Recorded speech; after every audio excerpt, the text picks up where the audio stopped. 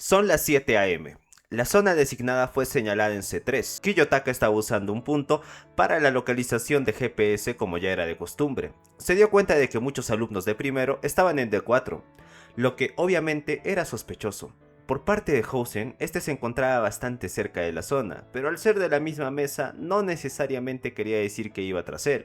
En esta situación tenía dos opciones: ir a la zona señalada y torear a los grupos que van por él, y la otra es no llegar a su zona señalada.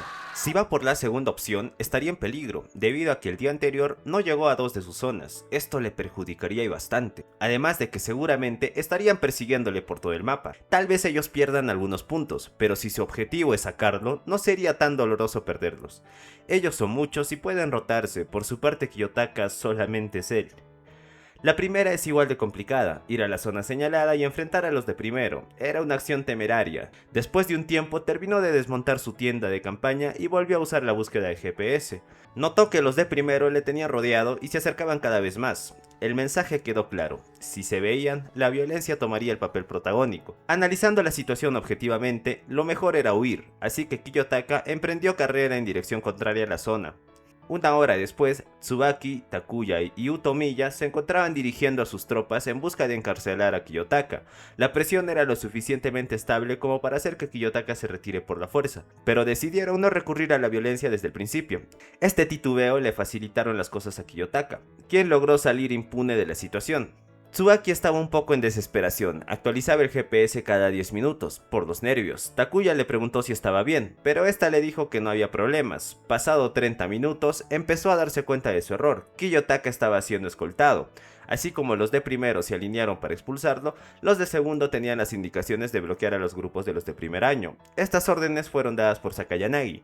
La noche del día 10, Kiyotaka ayudó a Chihiro a encontrar a su grupo, y decidió pedirle ayuda a Sakayanagi con esto. Kiyotaka sabía que si le pedía ayuda a los profesores, estos sin lugar a duda pondrían manos a la obra. Lo malo está en que hacer esto es gritarle a la preparatoria entera que Kiyotaka es especial. No solo eso, los profesores también tendrían conocimiento de sus habilidades. Esto traería más desventajas que ventajas a futuro, por lo que recurrir a una estrategia que involucra gente de su año era la mejor opción. De esta manera, Sakayanagi aceptó la petición, con la promesa de que Kiyotaka le debería un favor.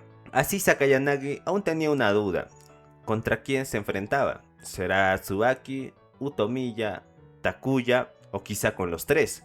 Esto no dejaba de darle vueltas en la cabeza. De vuelta con Takuya, Tsubaki y Utomiya, Takuya mostró lo mal que se estaba llevando a cabo la operación de Tsubaki. No entendía por qué alguien tan metódica como ella fue tan descuidada. Sugería que le dé órdenes más claras a los grupos de primero. De esta manera lograrían zafarse de forma rápida. Tsubaki le dijo que estaba pensando de manera muy reducida. Tsubaki notó durante la prueba que Kiyotaka estaba entablando conversaciones con los líderes de segundo año, así que era obvio que algo de esta estrategia se intuía. Además estaba todo el tiempo con Nanase, la fuga de información no sería raro. Algo que puede considerarse una desventaja, decidió tomarla como una pieza clave de su estrategia. Takuya entendió el plan de Tsubaki: era un plan de dos capas. La primera era presionar a Kiyotaka a tomar desvíos para que se alejase de los lugares concurridos, además de reunir a los de segundo para que no interrumpiesen con la otra operación del plan, una que venía siendo ejecutada de manera inmediata. Housen se encontraba ansioso, sabía que en cualquier momento se enfrentaría a ese enigmático alumno de segundo año, una persona que nunca pudo leer, ya que sabía que tenía la fuerza suficiente como para hacerle frente, algo que hasta el momento no hizo nadie. Logró distinguir la silueta de Kiyotaka. Con un grito advirtió a este de su presencia. Kiyotaka, al notarlo, solo atinó a saludarlo. Esto descolocó un poco a Housen, no se encontraba nada sorprendido, de hecho parecía que se esperaba esta emboscada. Fue entonces que apareció otra persona: Ryoen Kakeru. Ahí Housen entendió todo: Kiyotaka fue capaz de adelantarse a todos, sabía lo que iba a pasar y se adelantó a todo para no sufrir complicaciones. Housen quedó en un 1 para 1 contra Ryoen. Housen se preguntaba quién era el que movía a los de segundo año. Ryoen perfectamente sería capaz de ello, pero no llevaba consigo ninguna tableta ni walkie-talkie, entonces descartó la posibilidad de que él era el líder.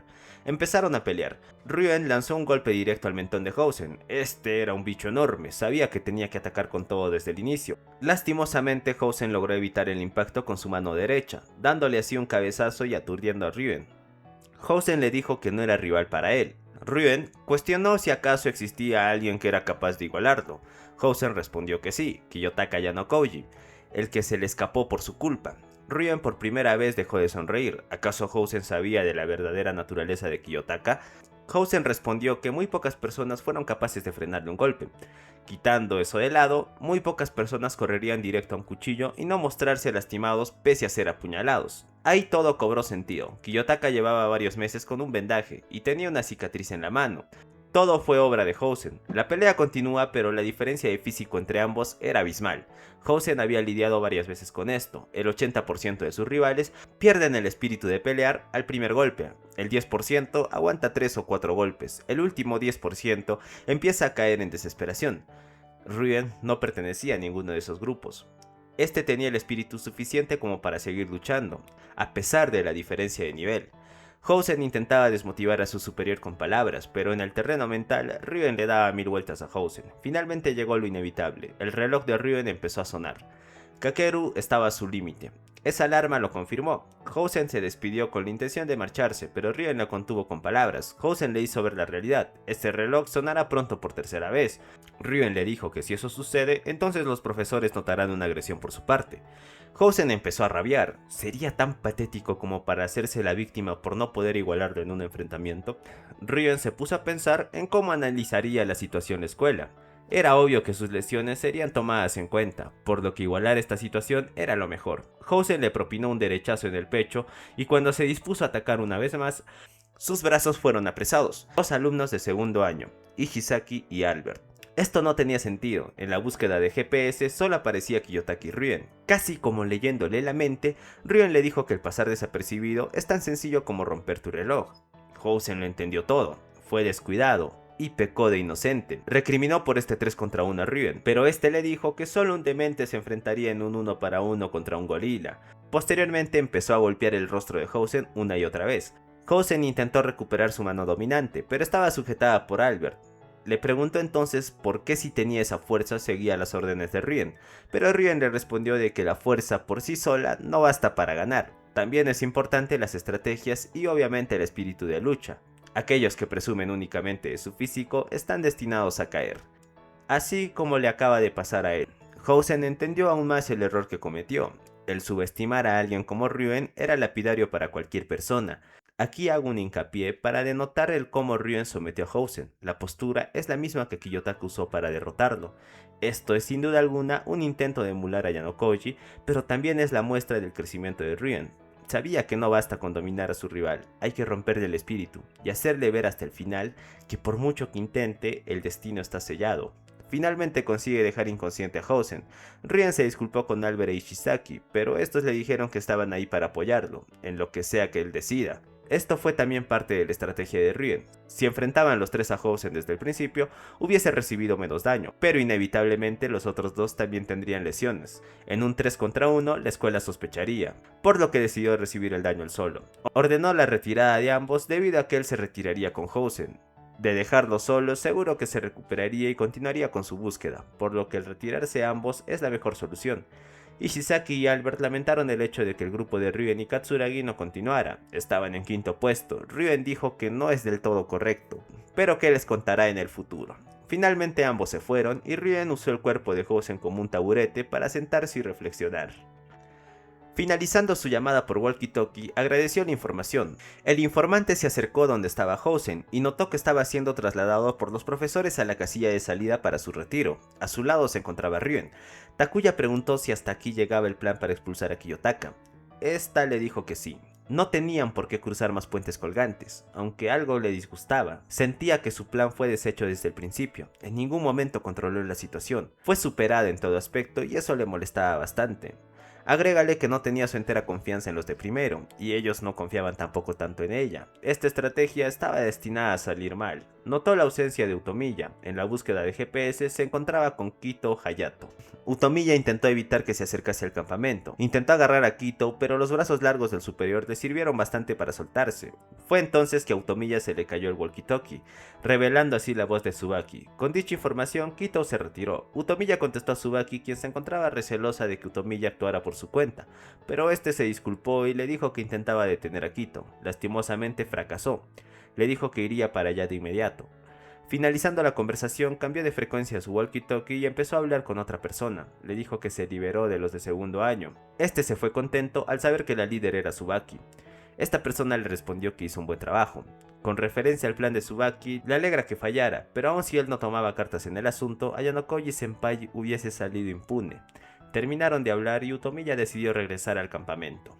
Kiyotaka amaneció en E3. Debido a que se mantenía en constante persecución, decidió no ir a sus zonas designadas. Esto para evitar el mayor conflicto posible. Ganó algunos puntos por tareas, pero poco más.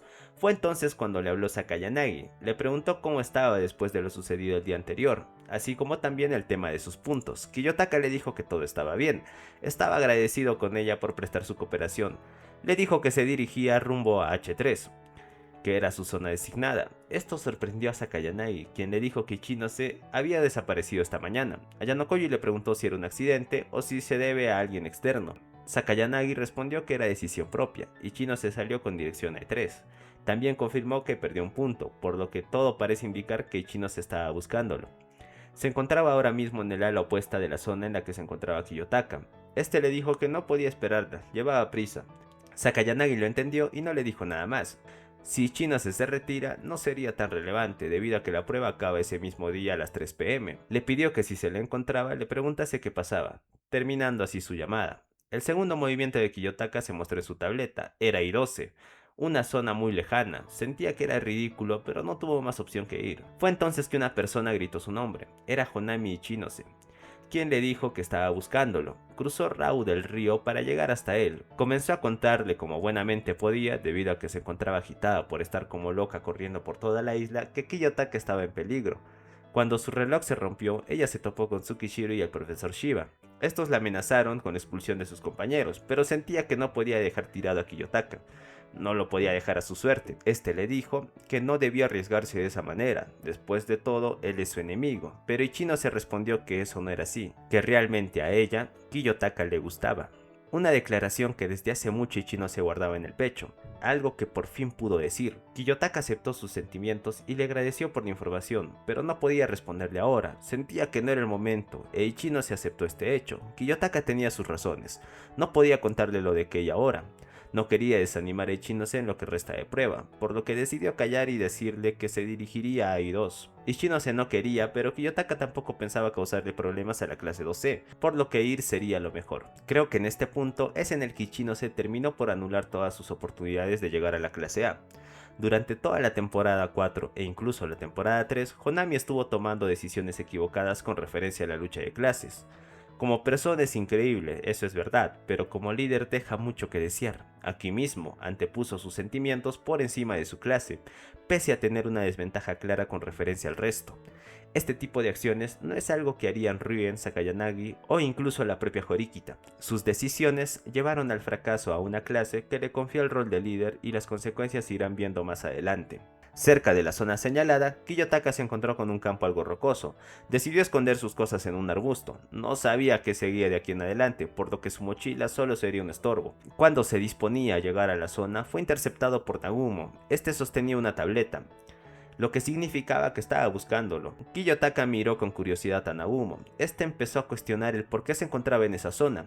Kiyotaka hizo la misma pregunta, pero Nagumo respondió que solo estaban jugando en la playa. Ayanokoji mencionó que eran las libertades que se podía permitir un rey. Sin responderle, Nagumo preguntó si su objetivo era reunirse con Honami. Kiyotaka le respondió que si eso era acaso relevante, pero Nagumo señaló que ahora mismo Honami no estaba ahí. Era raro en todo sentido. Kiyotaka preguntó por los 20 millones de puntos que pagan por su cabeza. Nagumo respondió que esto fue una idea del director transitorio Tsukishiro. Sin quererlo, Nagumo le reveló grandes cosas a Kiyotaka. Nagumo también le dijo a Kiyotaka en qué puesto se encontraba. Estaba en el puesto 11. Kiyotaka le dijo que no, así que Nagumo amplió un poco su rango, de entre el 13 al 15. Kiyotaka aceptó esta declaración. El presidente del consejo estudiantil sabía eso porque él es quien orilló a Kiyotaka a esto. El grupo de Kurunaga siempre se mantuvo en el puesto 10. A este grupo se le ordenó conservar esa posición para evitar que cualquier alumno con aptitudes meta un sprint en los días finales. Era una barrera anti-sorpresas, por así decirlo. Kiyotaka le dijo que en vez de preocuparse por él, hubiese sido mejor que se preocupase por Koenji, quien actualmente iba en primer lugar. Pero Nagumo no pensaba igual. Él hubiese sacado 500 puntos si así lo quería. pero decidió darle esperanzas a los de segundo y a los de primero. Así sería más divertido. Le propuso un enfrentamiento directo a Kiyotaka, pero este se negó diciendo que así quiere enfrentarse a él es imposible. La líder de la clase es Horikita. Nagumo le dijo que entonces obligará a Kiyotaka a salir a la superficie. Ayano Koji, algo harto, decidió cortar la conversación. Tenía cosas que hacer. Nagumo se negó y se puso delante suyo. Kiyotaka podía ignorarlo, pero si este le sigue, probablemente se vería involucrado con Tsukishiro. Esto le causaría problemas, podría perder todo lo que consiguió hasta el momento. Kiyotaka le dijo que respeta mucho lo que logró, pero que será mejor que no se meta con él. Es momento de que celebre su victoria en este examen. Nagumo quiso negarse, pero Kiyotaka con una mirada asesina le dijo que se aportara y terminó empujándole. El walkie-talkie de Nagumo empezó a sonar. Kiriyama esperaba sus órdenes para proceder en contra de Koenji. Kiyotaka le aconsejó que se centrase en eso, pero Nagumo no hizo caso y fue directo contra Kiyotaka. Este, con un golpe certero en el pecho, terminó por desmayarlo. Tardaría unos 20 o 30 minutos en reaccionar. Esto ocasionará algunos problemas más adelante. Kiyotaka lo sabía, pero ahora mismo tenía que resolver todo con Tsukishiro. De otra manera, ese hipotético futuro jamás llegará.